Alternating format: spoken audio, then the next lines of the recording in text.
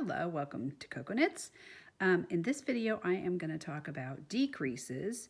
I've got a couple videos for doing slip knits and sort of some alternatives to that. But there's another way if I get the slip knit, if I say slip knit, sometimes I don't even do a slip knit. Slip knit are decreases. For the Cocoknits method, they're usually going to be what runs down the sleeve because you have to do your decreases there. And the knit two together usually lay nice and flat and look all right. And it's always those little slip knits or the left leaning decreases that are a little bit more pesky. So sometimes I don't slip knit at all. I do something entirely different that I'm going to show you.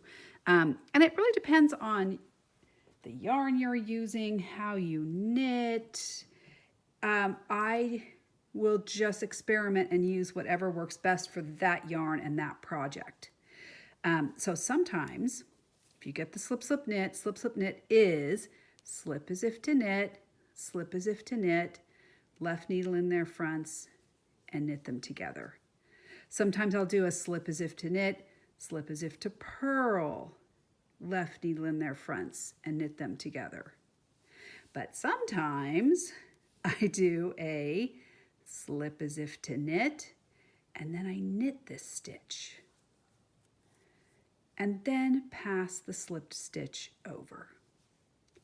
Depending on the yarn, sometimes that is actually the best looking. So again, the way I do that is slip as if to knit this next stitch, pass the slipped stitch over.